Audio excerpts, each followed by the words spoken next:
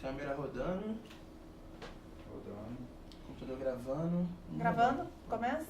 Eu sou Patrícia De Luna, do canal Histórias Secretas. Hoje a gente está aqui para bater um papo com o autor best-seller Eduardo Spohr, da tetralogia angelical, Batalha do Apocalipse e os 3 livros de Filhos do Éden, né? Então, esse é o Eduardo Spohr. Tudo bem, Eduardo? E a gente... esse é um canal de curiosidades históricas. Então, assim, uma das muitas perguntas que eu recebi foi para te perguntar como as viagens que você já fez ao longo da sua vida influenciaram para você criar esse mundo. Uhum.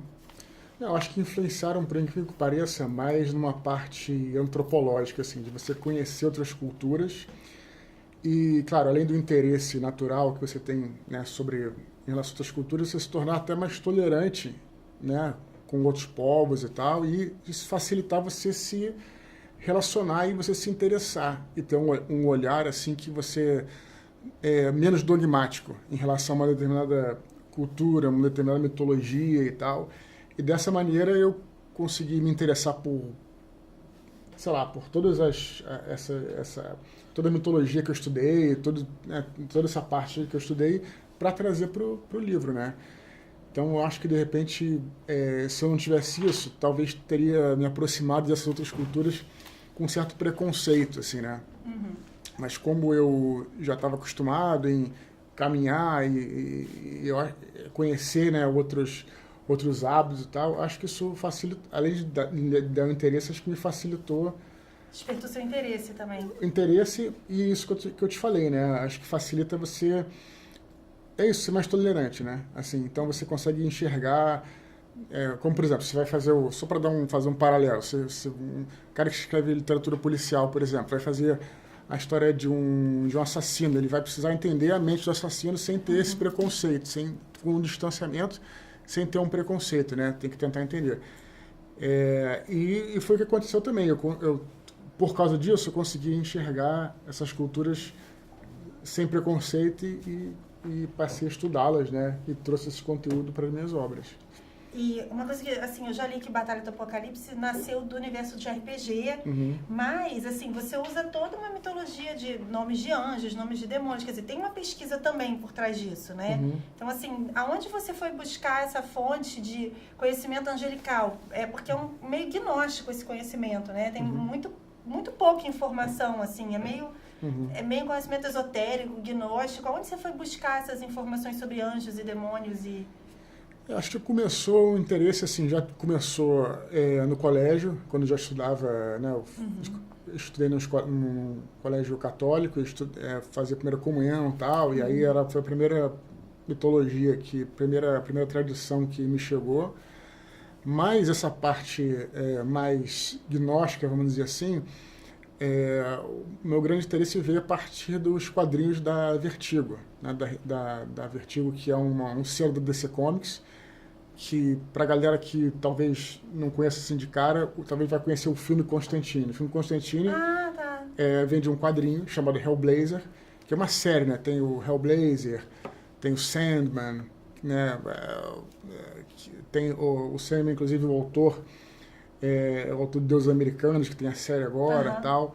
Então, os quadrinhos da Vertigo, a partir dos anos 80, trouxeram muito desse conhecimento, muito dessa miscelânea, tal, de deuses e tal, um pouco de ocultismo e tal. E aí comecei o interesse por ali. Claro que isso também me levou a estudar um pouco mais a série de filme Anjos Rebeldes também, que é com Christopher... eu acho que eu lembro, uma coisa meio dos anos 90. Dos anos 90, por aí. Também tinha uma temática que parece com os meus livros. Eu fui trazendo todas essas... e misturando aquilo, né? E aí depois li alguns livros. Eu tenho um livro que eu lembro... 2 livros que eu lembro de ter lido nesse ponto, que é de um antropólogo, ele é estudioso, chamado Robert Graves, o livro do Gênesis, que é um livro que fala sobre os mitos hebraico-cristãos, mais hebraicos e tal. E o Dicionário dos Anjos também, que é um livro que tem um apêndice bacana, tal. Vem daí. Eu nunca estudei muito, assim, nunca fui realmente muito a fundo nisso. Eu pegava essas referências de conhecimento, né, que eu tinha, e criava o meu... Tanto é que o que está nos meus livros nem é muito canônico, né? Por exemplo, tem 5 arcanjos. E nenhuma fonte que eu lembre existem 5 arcanjos. Alguns são 7, outros são 10. São 7, são 10. E aí eu mudei tudo, né? Você Mas só mudou. peguei assim e acabei criando meu próprio universo ali. E como é que foi a reação das pessoas a você criar o seu próprio universo e até mudar a função de Miguel, Metatron? Você teve alguma repercussão assim negativa? Porque porque é um universo muito limiar ao universo religioso, né? Quase uma fantasia religiosa. E aí, enfim, você recebeu alguma reação negativa por estar botando Miguel num papel que não é o dele, Metatron num papel que não é o dele na religião? Eu acho que não, porque talvez tenham surgido questionamentos em determinado ponto, mas eu sempre, em todo lugar que eu vou, ou até mesmo nas entrevistas, eu sempre deixo muito claro que é fantasia, né? Então, se é uma fantasia, e o cara deveria encarar assim como um livro, poxa, como, logicamente, sem querer me comparar, mas eu dizendo assim, como se fosse um Senhor dos Anéis, que é claro, que é em outro mundo e tal, mas é uma fantasia totalmente criada pelo autor, né? Não é nada... É alta fantasia, não tem nada a ver com a realidade. Exatamente. Então, lógico que ali o meu universo que eu criei ali tem essa inspiração na realidade, mas não é na nossa realidade, assim, né? Por isso que eu gosto de chamar de fantasia, que é um rótulo, assim, que eu não sou muito a favor de rótulos, porque eu acho que, é claro, o leitor não vai procurar, assim, eu quero ler um livro de fantasia ou de mistério, ele vai procurar um livro que ele queira ler. Mas esse rótulo, para mim, funcionou até, de certa forma, e eu sempre repito ele, porque me foi útil nesse sentido. Né? Porque se eu chamasse assim de, sei lá, ficção, sei lá... Não, fantasia. Fantasia, o nome fala por si. Fantasia é fantasia. Então, obviamente... Você tem uma liberdade criativa. E aí quebra isso, né? A fantasia já é o contrário... Nem é o contrário da realidade, mas vamos dizer assim, em termos semânticos, né? Seria o contrário da realidade. Então, eu sempre deixei isso bem claro em todos os lugares que eu fui. E aí acabou que acho que a galera entendeu, assim. E uma coisa que eu pesquiso muito, Babilônia. Pra mim, a Babilônia é meio a Alto Valíria de ser de Guerra dos Tronos, sabe? Porque eles faziam magia de sangue, de fogo, de dragão. E era um lugar, assim, de que realmente na Terra, até na Bíblia está registrado como um lugar de muita magia, assim. Inclusive, tem um texto apócrifo da Bíblia que é Daniel e o Dragão, na Babilônia. E assim, como que a Babilônia chegou para você na Batalha do Apocalipse? Foi porque você estava pesquisando ou foi através desse universo DC também? Porque tem muito a ver com esse seu universo, né? De anjo, de magia e tal. Mas eu fiquei pensando, como que você chegou na Babilônia? A Babilônia me interessou, primeiramente, muito antes de eu escrever o livro, porque, como eu estava falando, eu jogo RPG, eu jogava RPG, e no Dungeons and Dragons tem um dragão que se chama Tiamat, que até, inclusive, tem no Caverna do Dragão, quem viu o desenho Caverna do Dragão aí... Que é um dragão da mitologia religiosa também. Mas no Caverna do Dragão e no Dungeons and Dragons é um dragão de 5 cabeças. Eu conheci a partir daí, por ser um dragão do RPG, né, e tal. Aí fui procurar de onde vinha esse nome, aí eu vi que vinha da Babilônia e tal, aí fui procurar mitos sumérios e tudo mais, aí o interessante é que eles são uma das culturas mais antigas que tem. Então, né, agora o interessante se falar da Babilônia é que existe, de fato, essa diferença entre a Babilônia histórica, né, e a Babilônia, vamos dizer assim, bíblica, mitológica, e até é interessante como é que essas duas coisas se interrelacionam. Então, por exemplo, a Torre de Babel, né, que aquela grande e tal, você vê que ela provavelmente foi inspirada nos zigurates, naquelas pirâmides de degraus que existem até hoje, algumas existem até hoje lá no Iraque e tal. Então é interessante você ver como é que essas duas, vamos dizer assim, vertentes se misturam, né? Porque na antiguidade não tinha tanta diferença. Na época que é registrado o texto lá de Daniel, que se passa na Babilônia, não tinha essa separação muito clara, sabe? Tanto que depois tem um concílio rabínico que eles, no século I, que eles decidem que vão tirar alguns livros da Bíblia porque eles consideram livros de literatura. Tipo Daniel e o Dragão, que ele vence um dragão na Babilônia. Eles consideram, não, isso aí é literatura, vamos tirar da Bíblia, isso não é religião. Né? E a Babilônia ela era tida exatamente pelos judeus e até hoje, assim, até hoje não, né, mas como um lugar perverso, porque os judeus ficaram exilados lá, né? ficaram muito tempo isolados da Babilônia, então ela era a grande prostituta da época, nas palavras dele, né, como eles falavam. E aí, né, virou um lugar, tanto que Roma depois virou uma segunda Babilônia para os cristãos e tal.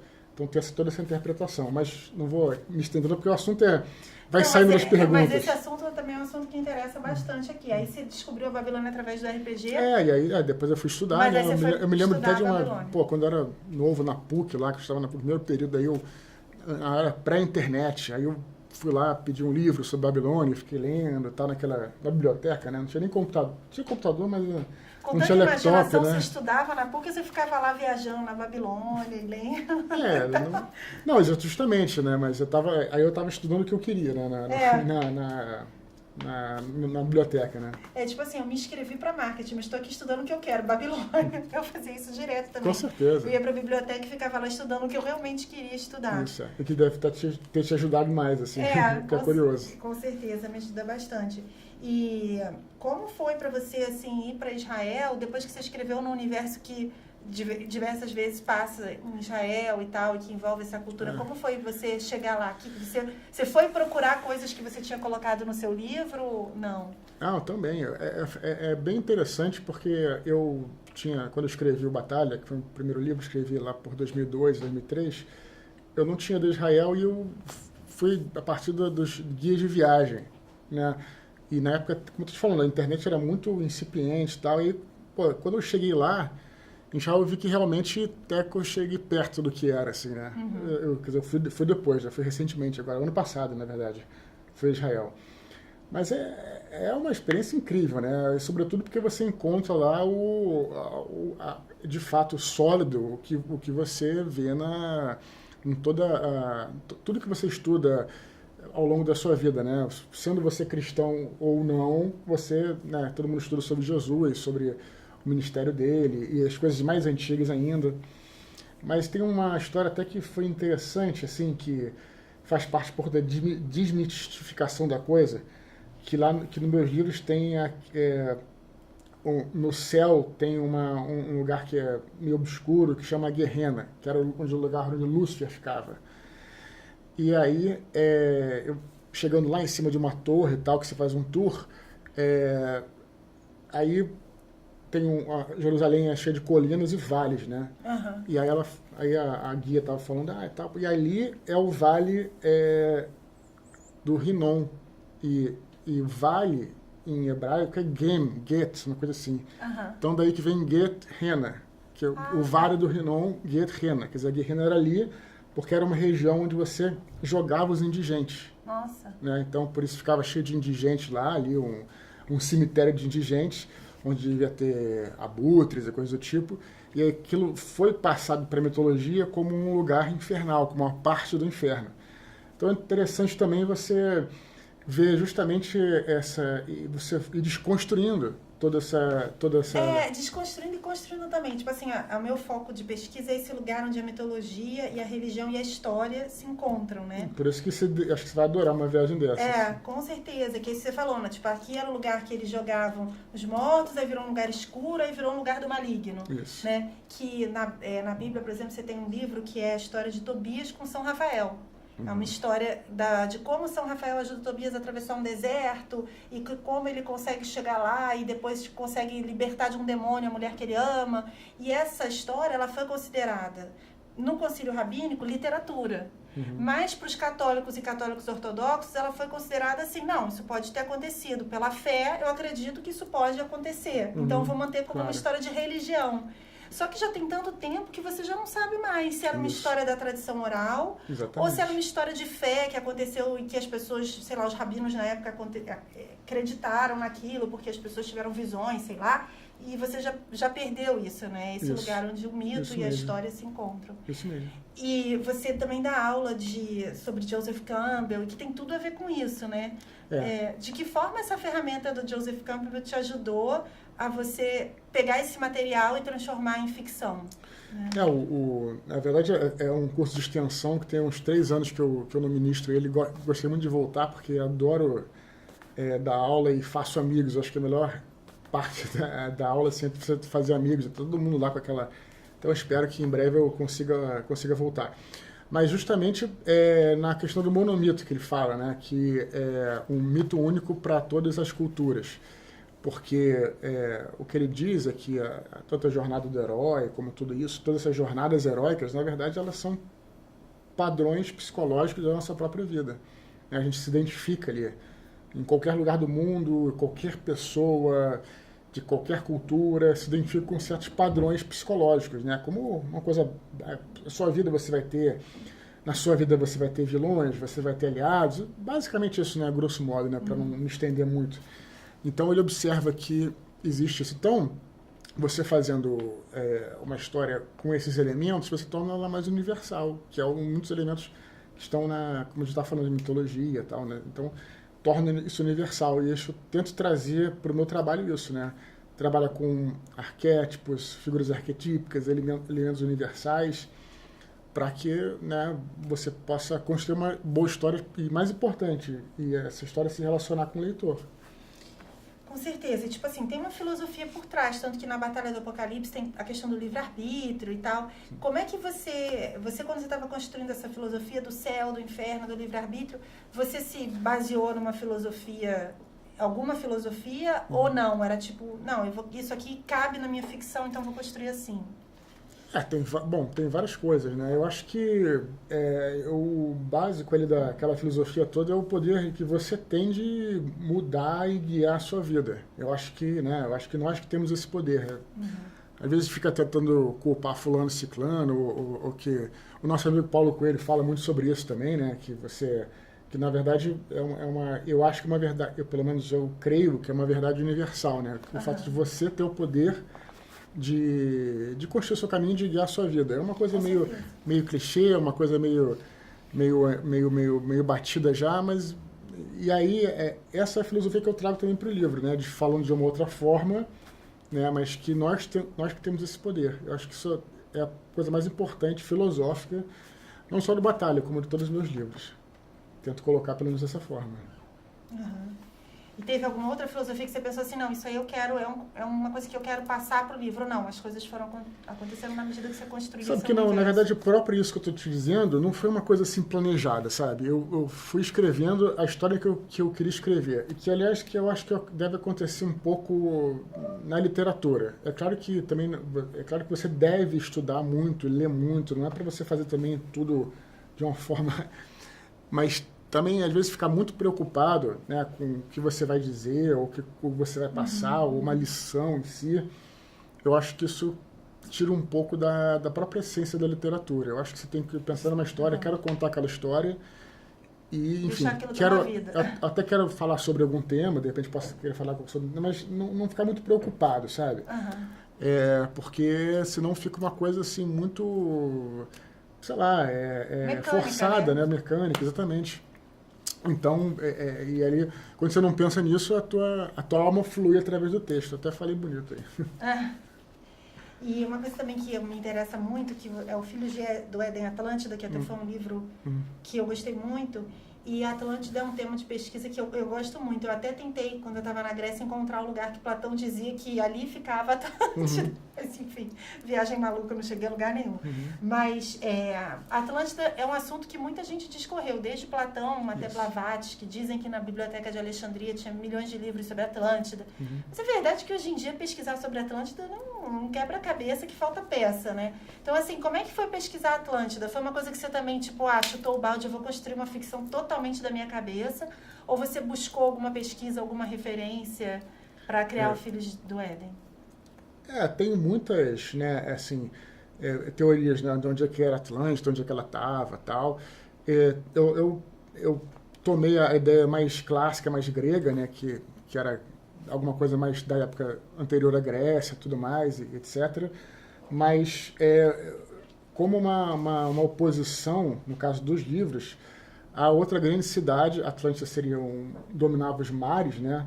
E Enoque, que foi a primeira aí na Bíblia, né? Foi a primeira cidade humana, né? Foi fundada por Caim e tal. Eles teriam essa oposição, essa diferença e estariam em conflito. Isso é totalmente ideia minha, né, no caso, né? Mas o mais importante que eu penso ao a gente falar sobre Atlântida não é exatamente toda essa literatura, mas o fato de ser um lugar idealizado. Quer dizer, é um lugar onde você nunca vai conseguir chegar, mas que você deve sempre mirar. Eu acho que é isso que talvez isso seja a ideia básica de Atlântida, né? Que também é a ideia, né, da Ilha de Avalon e tal, né? Que são lugares que, na verdade, você nunca vai chegar lá. São o Éden e tudo, né? São regiões idealizadas que você nunca vai chegar, mas você está sempre mirando aquele lugar, né? Eu acho que essa é a ideia principal da Atlântida, que acho que a gente pode trazer, né, para nossa vida, né? Não, com certeza. Quando você estava pesquisando para o Anjos da Morte, que fala sobre Segunda Guerra, você chegou aí a algum lugar, alguma viagem, que você disse assim, não, eu vou lá porque é um lugar que aconteceu alguma batalha, alguma coisa, e isso vai contribuir para a escrita do Anjos da Morte? Justamente porque foi engraçado. Só para situar, claro. Anjos da Morte, dá-se um resumo pequeno para quem está assistindo e não conhece a sua literatura. É um livro que fala sobre um personagem que ele passa por todas as guerras do século XX, né? Um anjo que ele é ordenado a participar das grandes batalhas para estudar sobre elas e não interferir. Né? Então ele é um espectador nisso, mas só acontece as aventuras dele lá, né? Mas o que foi engraçado foi porque eu não tive oportunidade de ir a Jerusalém para escrever o Batalha, mas no Anjo da Morte eu consegui fazer algumas viagens. E para quem pode, se você não consegue ir, também não se vai paralisar por isso. Tanto é que eu não deixei de escrever o Batalha, né? Porque eu não pude ir a Israel, a Jerusalém. Mas como eu pude também, é uma experiência muito diferente você conseguir estar naquele lugar e tem coisas que naturalmente você jamais saberia pelos livros de história. Né? Como você está, por exemplo, num bunker, por exemplo, da Segunda Guerra Mundial, né? Lá na Normandia, você entrar no bunker, né?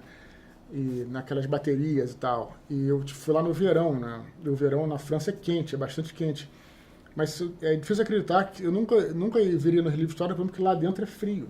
Lá dentro é muito frio. Você vai descendo, porque tem muito aço, né? Ainda tem aço. Os alemães acabaram com o aço da Europa, né? Para fazer a chamada Muralha do Atlântico, para fazer todas as... Então tudo era um aço, como a gente fala, né? Como era antigamente, né? Aquelas coisas parrudas, né? Então quando você desce ali, tá muito quente lá fora com sol, né? E lá dentro é frio, né? E dá até uma sensação estranha, né? Parece que é uma coisa meio fantasmagórica, tudo. Então você visitar e até falar com as pessoas, de repente, num café, é claro que a cultura de cada lugar é diferente. Se eu estou aqui no Rio, por exemplo, se eu for para Petrópolis, claro, vai ser semelhante, mas vai ter uma coisinha diferente. Você vai para o pessoal de Petrópolis, um pouquinho diferente, tem isso. Então você realmente te engrandece muito você trazer isso para um romance, né? Que você vai falar sobre os personagens, e os personagens vão ter aquela sensação de estar lá. Então, essas coisas, se poder viajar, se puder fazer essa pesquisa, é melhor. Se não puder, também não vai deixar de escrever por causa disso. Mas teve alguma coisa que você estava pesquisando que você dissesse assim, cara, isso é muito interessante, eu tenho que botar isso no meu livro. Tipo, que de repente você nem estava pensando, que quando eu pesquiso para escrever, tem coisas que eu falo assim, meu Deus, isso é o máximo, eu tenho que dar um jeito de fazer isso. Tipo, gente, desculpa aqui, vou desligar.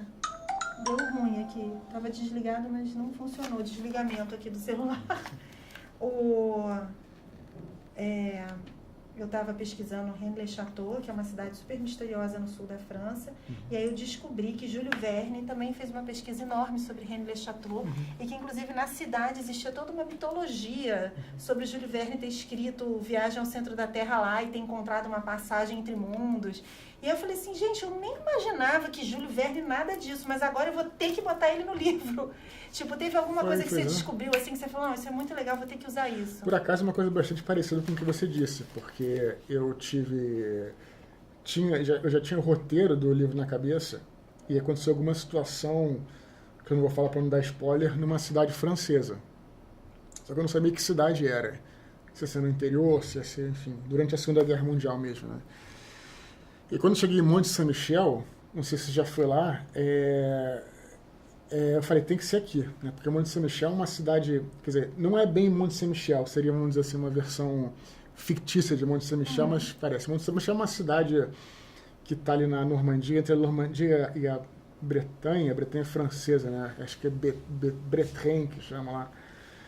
E é uma ilha, e é um monte mesmo que fica no mar. e aí durante a noite a maré sobe e vira uma ilha. E durante o dia a maré desce e você consegue chegar na cidade. Muito legal. E ela é assim, como se fosse um monte que tem uma catedral em cima.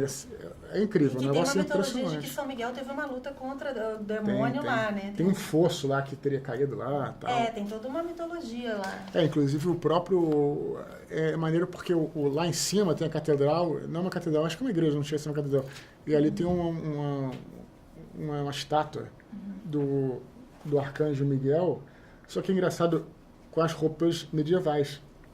Porque, né? Mas no caso no livro não tinha isso, assim, era só uma ideia de uma cidade que ficava inundada, assim, né? E aí quando eu fui lá, eu falei, pô, tem que ser aqui, é perfeito, porque realmente é muito emocionante estar nesse lugar. Então foi isso. Isso é um exemplo de situação que acabei trazendo para o livro. Né? Legal. E com relação à Segunda Guerra Mundial, tem alguma curiosidade que... Porque, assim, eu tenho umas curiosidades de Segunda Guerra que eu falo, cara, que isso é muito legal. Tem umas coisas muito loucas que aconteceram na Segunda Guerra. Tem alguma curiosidade que você não conseguiu botar no livro, mas que enquanto você pesquisava ou viajava, você falou, nossa, isso é muito legal. Porque Segunda Guerra é um momento muito louco, né? Eu descobri, por exemplo, que tinha uns bruxos que eram contratados de Hitler. Uns monges tibetanos, que depois eles fizeram um resgate dos monges tibetanos e eles eram tipo uns magos do Tibete. Tem alguma curiosidade assim que te chamou muita atenção sobre a Segunda Guerra? O que se diz, né, assim, muita coisa já entrou na cultura popular, Indiana Jones e tal, mas tinha uma ideia de que o Hitler realmente queria criar uma mitologia para a Alemanha e mandou os seus exploradores para o Tibete, isso aconteceu mesmo, para estudar e ver se encontrava as origens do que ele chamava de raça ariana, essas coisas que ele queria construir, né? E essa busca por artefatos realmente teve e tal. Claro que no livro, que é uma fantasia, aí eu trago, assim, por exemplo, tem uma sociedade que estudava ocultismo e verdadeira, chamada Sociedade Thule. O que é estudar ocultismo? É estudar realmente o que você... não é necessariamente que os caras eram magos, nem nada disso. Você estudava sobre o oculto, né? Só que no livro, como a fantasia, eles viram magos, né? Aí tem todas as magias e as coisas que eles manipulam e tudo mais.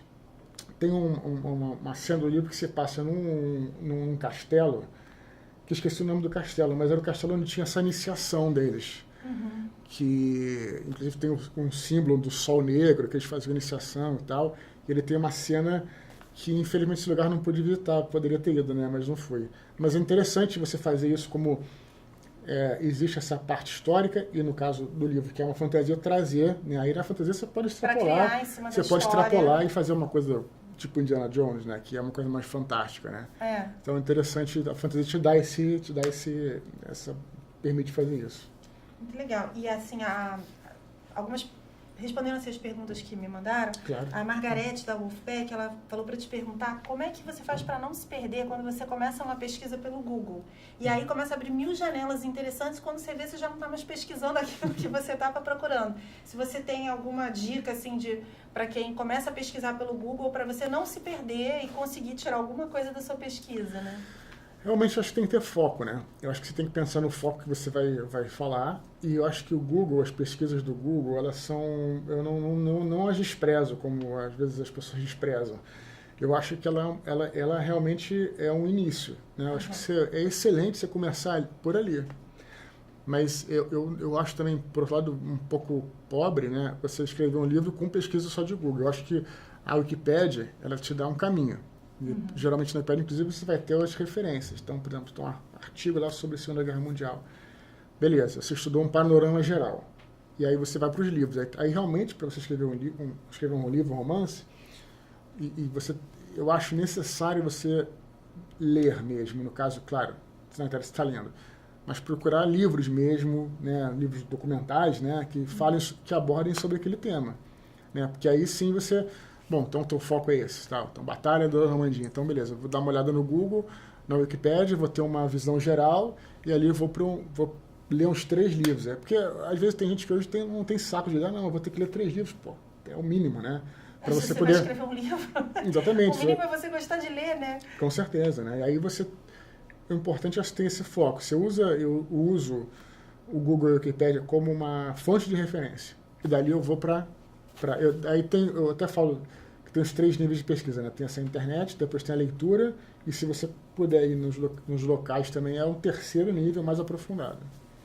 A Pietra que te mandou um beijo, acho que você deve saber quem é. Conheço. Andretti, ela te mandou um beijo. Está sempre nos meus eventos aí.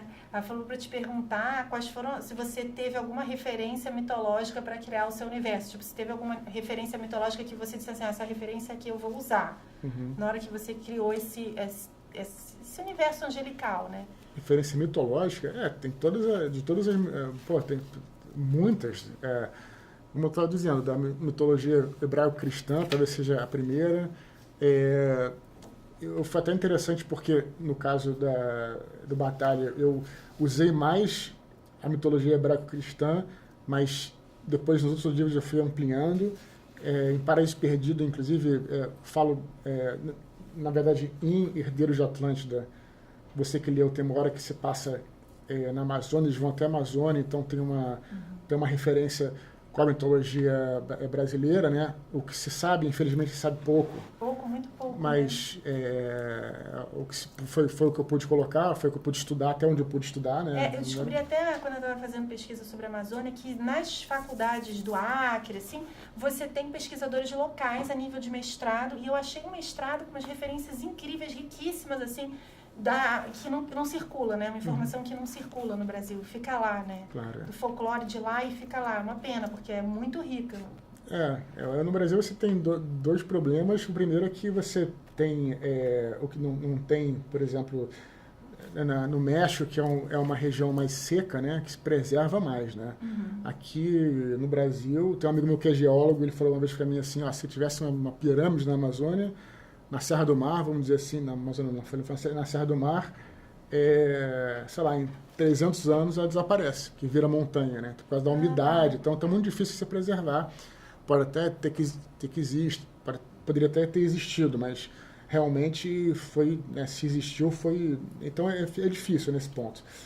Mas a Amazônia é um lugar tipo Lost, né? Porque eu conheço uma pesquisadora da SMAR, Registros Fenícios no Brasil. Ela falou que tem mais de 3.000 registros de presença fenícia na Amazônia.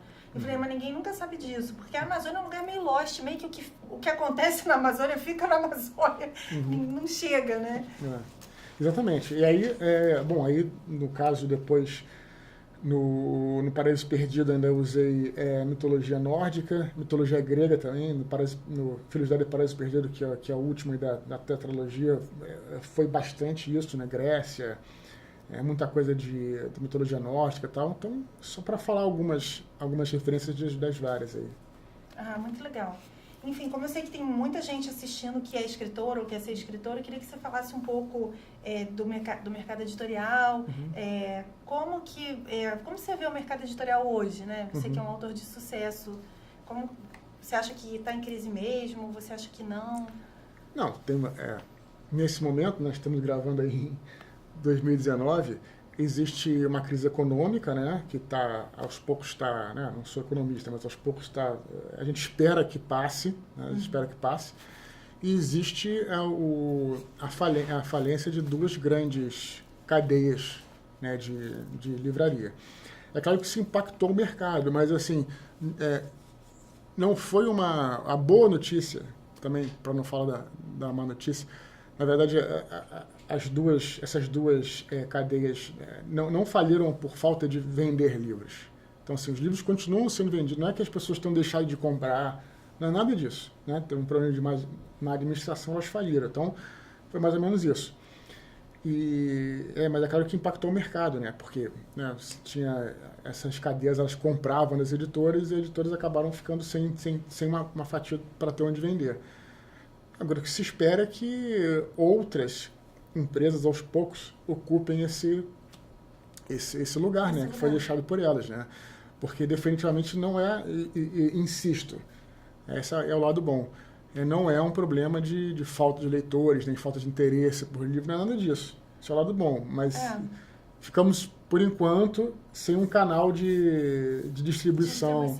Né? Mas você sabe que a Alessandra Ruiz, que é minha agência, ela estava falando o seguinte, que tem aquele filme do Tom Hanks, que ele tem uma mega store, e aí ele quebra uma lojinha pequena, aquele mensagem para você, que eles se paqueram pela internet, no começo da internet, e aí acho que é a Meg Ryan, ela tem uma lojinha de bairro e a mega store dele, tipo uma cultura, entra no bairro e quebra a lojinha dela. Ela falou que hoje acontece o movimento contrário, que você tem lojinhas de nicho de bairro que atendem ali ao perfil daquele bairro, que estão vendendo, faturando e crescendo. Isso, claro. E que é o que você falou, que alguém vai ocupar esse vácuo que está sendo deixado, né? E mudando o mercado também, né? Porque essas lojinhas não conseguem absorver 2.000 lançamentos de uma editora por mês, né? Eu realmente não sou especialista em mercado, mas é um ciclo, é sempre um ciclo, né? Você vê que no começo era isso que você falou, eram umas lojas mais regionais, e aí veio as mega stores, aí quebraram as lojas regionais, agora está dando... É isso, assim, faz parte da economia, né? Agora, como a gente foi, diria assim, talvez ao fundo do poço, que se espera que agora melhore. Espero que isso agora melhore. Mas tem outros canais, porque, por exemplo, eu já vi lançamento seu na Bienal, sei lá, a fila de Disney, assim, a fila dando volta, assim. Não, então, tem outros canais, né? Não, o que eu digo, isso não isso justamente insistindo nisso, não é uma falta de interesse do leitor, não é isso. Realmente só uma conjuntura do mercado, né, que a gente espera que melhore. Queria que você falasse um pouco também dessa adaptação dos seus livros para fora do Brasil, que é muito legal ter um autor brasileiro, são poucos autores brasileiros que são adaptados em outras línguas, né? Então, assim, queria que você falasse um pouco como que aconteceu, em que países que estão os seus livros. O Batalha foi publicado, né, foi o único que foi publicado lá fora, foi publicado em Portugal, na Turquia, na Holanda e na Alemanha. E foi uma experiência legal. A melhor que eu diria foi na Turquia, porque eu consegui ir lá para o lançamento, e foi super legal, tipo uma Bienal deles, né? Tem lá em Istambul, quer dizer, tem em 2 cidades, eu acho. Tipo a Bienal do Rio e São Paulo, esse negócio meio assim. E foi muito maneiro, assim, foi bem legal mesmo. E conhecer um público novo, né, e até falar com eles em inglês. Foi até engraçado, porque eu até entendi o inglês deles, mas muitas vezes eu não entendia os nomes. Aí ficava uma moça da editora, né, que naturalmente era turca, e aí alguém falava o nome... E ela anotava num papel. Imagina. Porque nome é difícil, né? Realmente não... Né? E falar nome turco, aí você pensa no nome árabe, Abdul. Não, isso aí é moleza, não é isso, né? Os nomes são bem diferentes. Então, às vezes você ouve e não sabe como é que tá. Aí falava, ela anotava assim num papel e mostrava, eu falei, eu botava em inglês, né? Com uma dedicatória em inglês com o nome, né, da pessoa. Então foi legal, foi uma experiência muito maneira. Eu já tinha ido a Istambul, gosto muito da cidade. Istambul já figurou em, eu acho que 2 dos meus livros. Sou apaixonado pela cidade, uma cidade com muita história e muito bonita, né? Porque fica ali até perto da Grécia, né? Se desceu, você vai para a Grécia, então tem aquela geografia. Por isso que eles vivem brigando, né? São vizinhos. Tem aquela geografia, mas eu digo assim, tem aquela geografia meio grega, né? Com, aquele mar assim muito azul, aquela coisa, acho lindo, enfim. Então, muito grato de ter ido de novo lá.